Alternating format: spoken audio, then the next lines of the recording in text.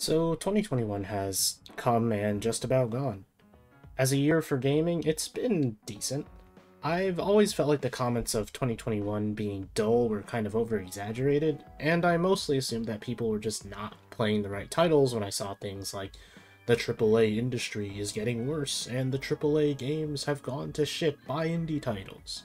Which, yeah, I have no problem with encouraging people to walk away from the shit show and towards games made by better companies, be it indie games or other larger companies as well. All that aside, I've played a lot of stuff this year, but there's always a game that I never wound up picking up. So there's always something that remains neglected. Games like Metroid Dread, Monster Hunter Rise, and Resident Evil Village were not played by me this year, either out of lack of interest, or maybe just due to the fact that I was waiting for a different version of them. Or just because I didn't want to. There are a lot of games I did play, though, and if you've watched my reviews, you've seen almost about every game I've played this year since Scarlet Nexus. If you haven't, then no big deal, but these are my top 5 games of 2021. Keep in mind that this list concerns games released in 2021 in some capacity. By that I mean, if a game has been released this year where I live, it is considered a 2021 release. Additionally, there will be spoilers for some of these games in this list. The edgier, less sociable younger brother of Persona 5. Coming in at number 5 is Shin Megami Tensei 5. As a newcomer to the franchise, I'd say this is a great entry point for anyone interested. What puts SMT5 at number 5 for me is that it does exactly what it sets out to do. It challenges the player to play a game while fully understanding its systems. The gameplay is the absolute highlight of this game, and it's not perfect by any means, but for someone who doesn't really like difficult games, it still allows you to be creative enough and get a little crazy with your team comps. You can still be a bit broken without worrying about consistently being overpowered. I was humbled by bosses numerous times as I progressed through the game. Despite that, this game kept me hooked.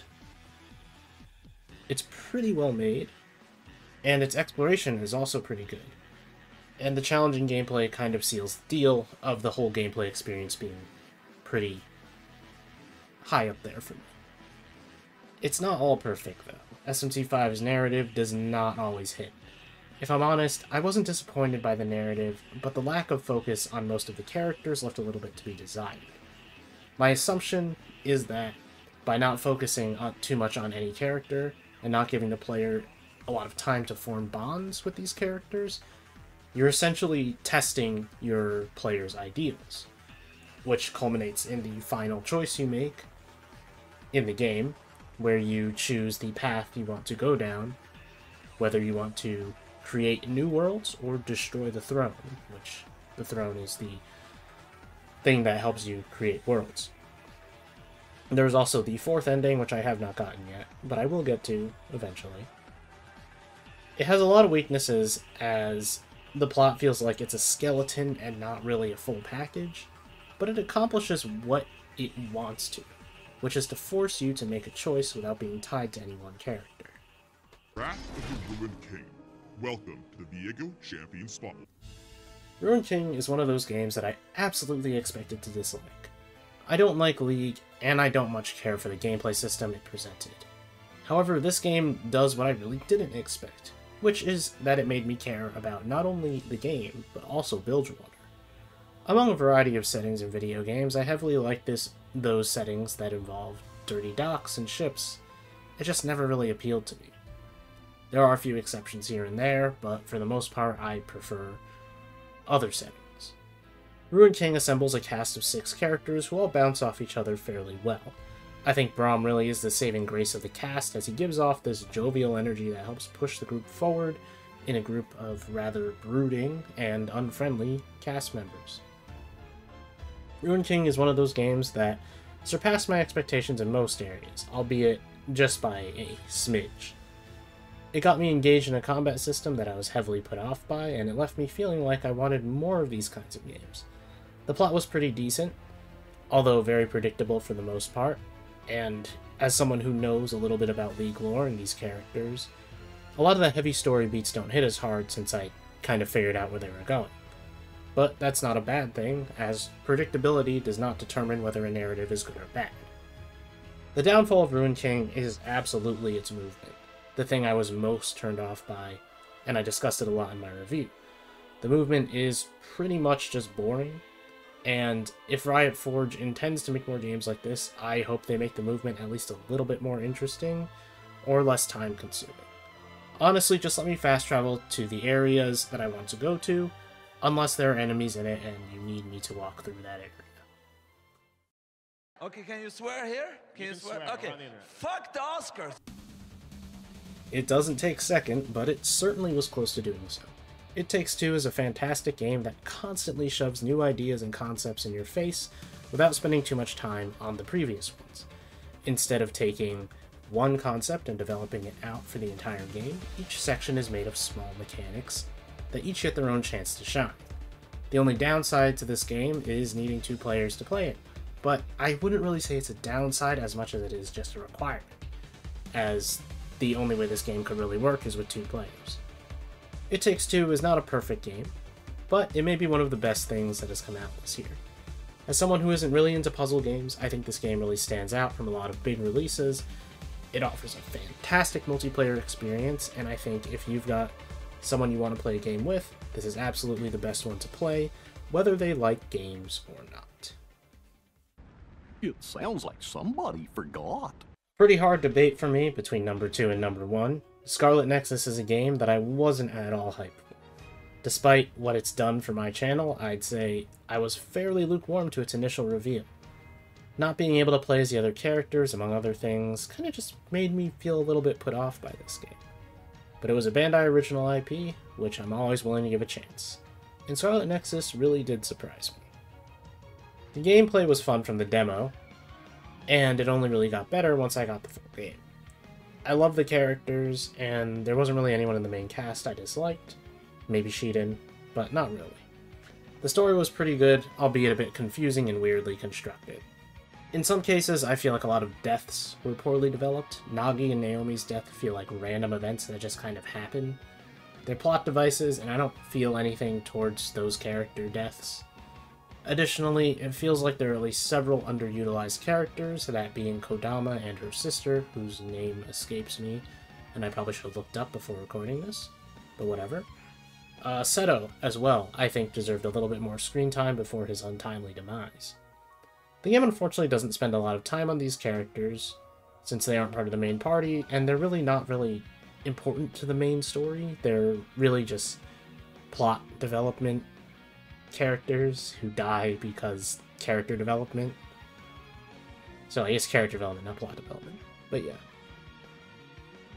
On the other hand, Karin gets a decent amount of focus and is a good character to show what happens to someone consumed by guilt and grief, refusing to give up on someone who, quote, died.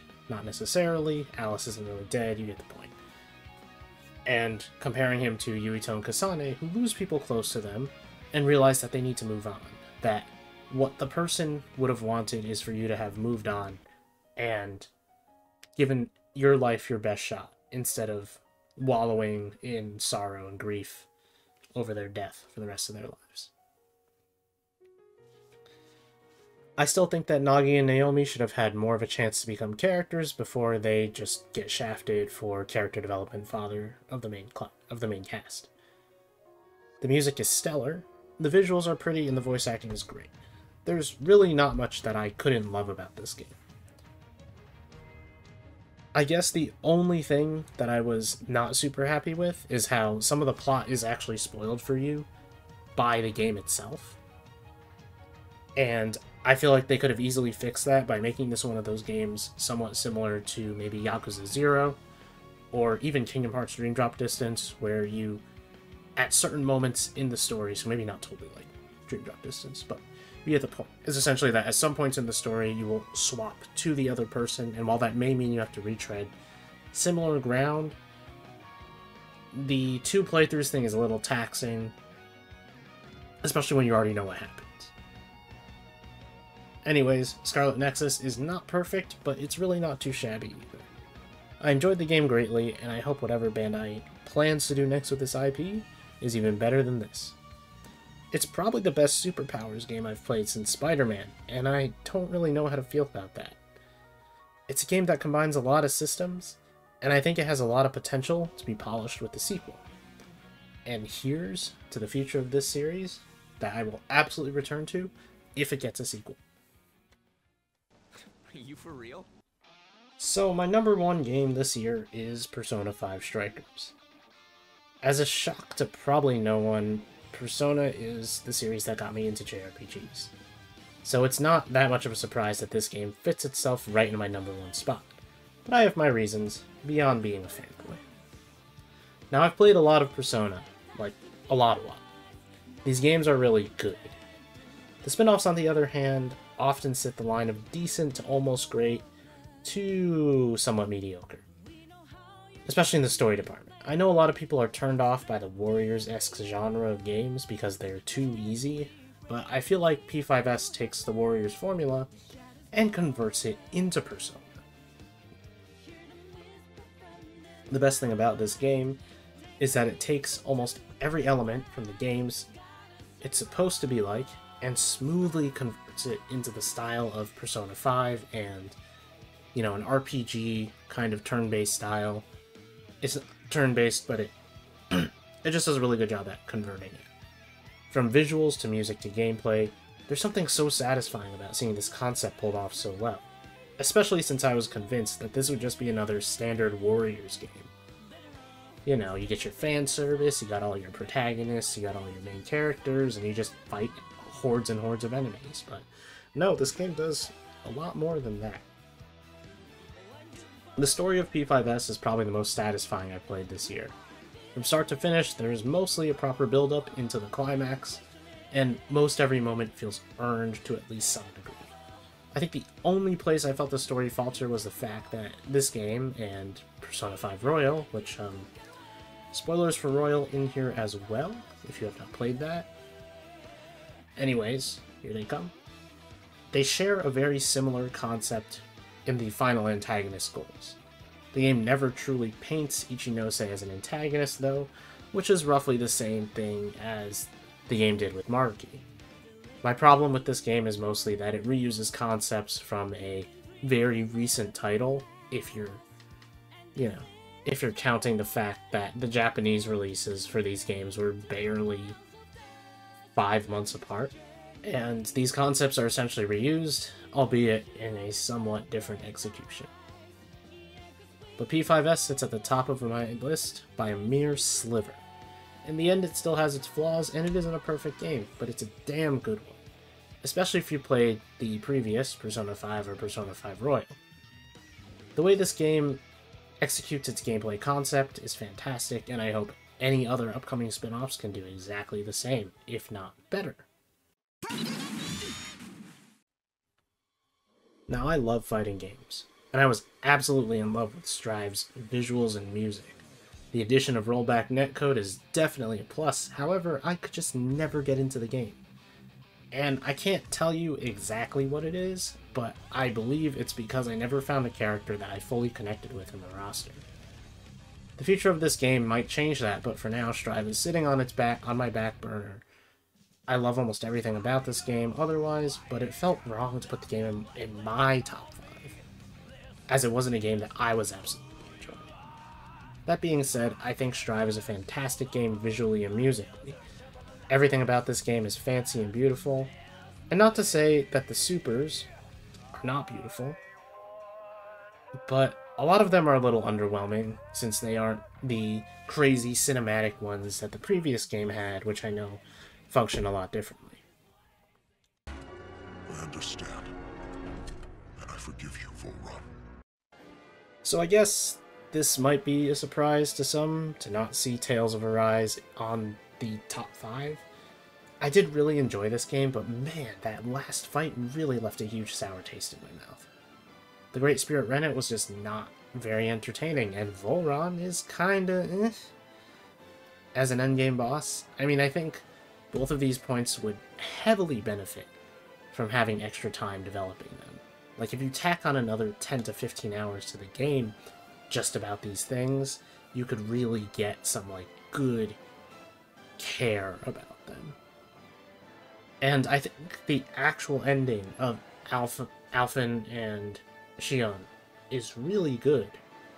I love, like, the actual ending, but I just think that last boss fight is just so damn disappointing compared to the rest of the game.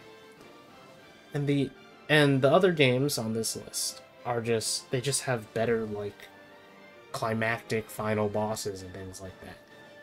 That just makes sense, you know? I guess nothing really feels earned. And I already talked about this at length.